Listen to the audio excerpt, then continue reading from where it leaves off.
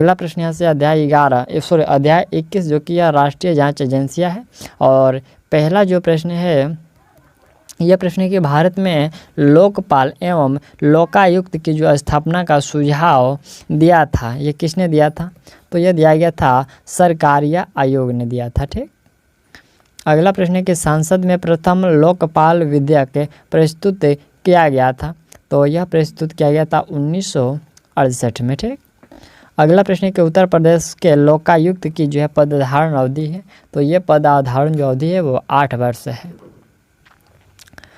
वर्ष 2011 में लोकायुक्त विधेयक पारित करने वाला जो प्रथम भारतीय राज्य है, तो वह राज्य है झारखंड। कौन? झारखंड। अगला यहाँ से प्रश्न हम लोग का ये 5वें नंबर कह रहे हैं कि निम्नलिखित में से कौन सा युग्म जो है सही सम्मिलित नहीं है। एक तरफ संस्था है और एक तरफ जो है स्थापना का वर्ष दिया गया है। तो केंद्रीय अन्वेषण ब्यूरो ये 1963 में, और केंद्रीय सत्कर्ता आयोग 1964 में, भ्रष्टाचार निरोधक कानून 1988 में, और प्रवर्तन जो है निर्देशालय ये 2000 में। कौन सा जो है सम्मिलित नहीं है? इसमें जो है ये प्रवर्तन निर्देशालय 2000 में, ये गलत है। बाकी जो 3 है यहाँ से सही है। अगला है कि उस समिति का नाम बताइए जिसने राजनीतिज्ञों और अपराधियों के गठबंधन की जो जांच की और रिपोर्ट दी। यह किसने रिपोर्ट दिया? यह दिया गया था बोहरा समिति के द्वारा। अगला प्रश्न 7वें नंबर है कि भारत के किस राज्य में जो है लोकायुक्त अधिनियम सबसे अंत में लागू हुआ? सबसे अंत में लागू हुआ था ये पश्चिम बंगाल में।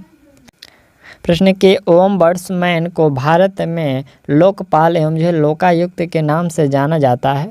इस संबंध में जो है निम्नलिखित में से कौन सा कथन सही है?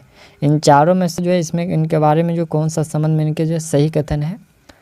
तो सही कथन है कि संसद में जो पहला लोकपाल विधेयक वर्ष 1968 में, और चौथा जो यहाँ पर जो है वर्ष 1964 में जो चौथी लोकसभा में प्रस्तुत किया गया था, तो यह जो है सही है। ठीक।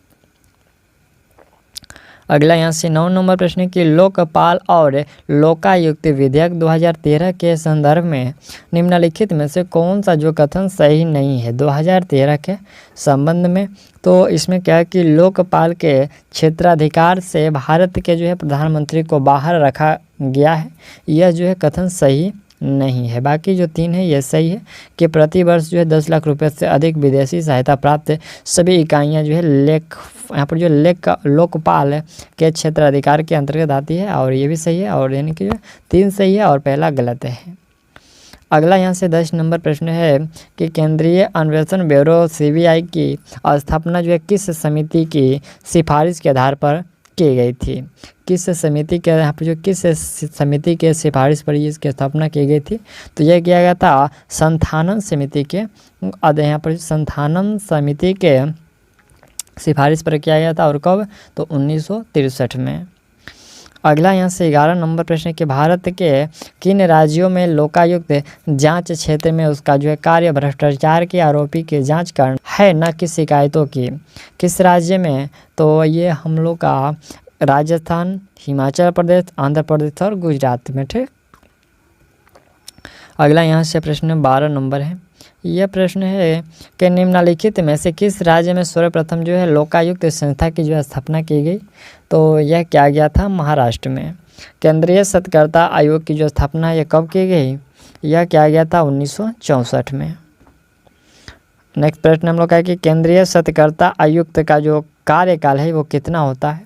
तो इनका कार्यकाल जो है 4 वर्षों का होता है। भारत के किन राज्यों में लोकायुक्त शिकायतों एवं आरोपों की जांच कर सकता है? यहाँ पर जो है की जांच कर सकता है किन राज्यों में पूछा गया है। तो ये हालांकि जो जांच कर सकता है ये उत्तर प्रदेश, बिहार, असम, कर्नाटक, महाराष्ट्र, इन सभी राज्यों में जो जांच कर सकता है। अगला प्रश्न है कि निम्नलिखित में से कौन सा कथन जो है केंद्रीय अन्वेषण ब्यूरो CBI के बारे में सही नहीं? दोस्तों इसमें से CBI के बारे में कि यह एक जो संवैधानिक संस्था है ये गलत है। CBI को शक्ति जो है दिल्ली विशेष पुलिस यहाँ पर जो पुलिस अधिष्ठान अधिनियम 1964 से मिलती है। यह जो है केंद्रीय सत्कर्ता आयोग की जो है सहायता करती है, और इसका जो मिशन है संविधान तथा देश की कानून की जो है रक्षा करना ही इसका मिशन है। अगला प्रश्न है कि निम्नलिखित में से कौन सी शाखा का संबंध सीबीआई से नहीं है। दोस्तों इसमें से जो मौसम विज्ञान शाखा का संबंध है ये कोई सीबीआई से नहीं है। केंद्रीय अन्वेषण ब्यूरो की स्थापना कब की गई? तो केंद्रीय जो अन्वेषण ब्यूरो है इसकी 1963 में किया गया था। ऑप्शन हम लोग का 20 सही होगा, 63 में।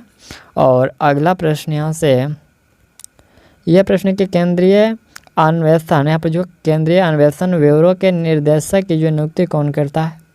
तो ये नियुक्ति जो प्रधानमंत्री की अध्यक्षता में गठित समिति करती है। केंद्रीय अन्वेषण ब्यूरो के निर्देशक की नियुक्ति कितने समय के लिए जो है की जाती है? तो यह किया जाता है 2 वर्षों के लिए। अगला प्रश्न है कि केंद्रीय अन्वेषण ब्यूरो की शक्ति कहाँ से प्राप्त होती है? तो इनको जो शक्ति है दिल्ली विशेष पुलिस अधिष्ठान अधिनियम 1946 के तहत जो है इन्हें प्राप्त होती है। ठीक।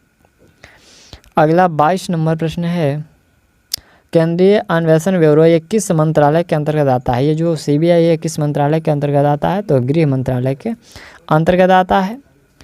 अगला प्रश्न है कि निम्नलिखित में से किस मामलों की जो है जांच केंद्रीय अन्वेषण ब्यूरो के अंतर्गत आती है? तो यह आती है उपयुक्त में से सभी, जैसे कि सीमा शुल्क कानून का उल्लंघन, तस्करी, दुराचार, ये सभी के अंतर्गत आती है। ठीक। अगला है कि निम्नलिखित में से कौन जो है इंटरपोल के नेशनल सेंट्रल ब्यूरो के रूप में कार्य करती है? तो यह सीबीआई यानी कि जो है केंद्रीय, यहाँ पर जो केंद्रीय अन्वेषण ब्यूरो। अगला 25 नंबर प्रश्न है कि लोकायुक्त अधिनियम सर्वप्रथम जो है किस राज्य के द्वारा पारित किया गया था?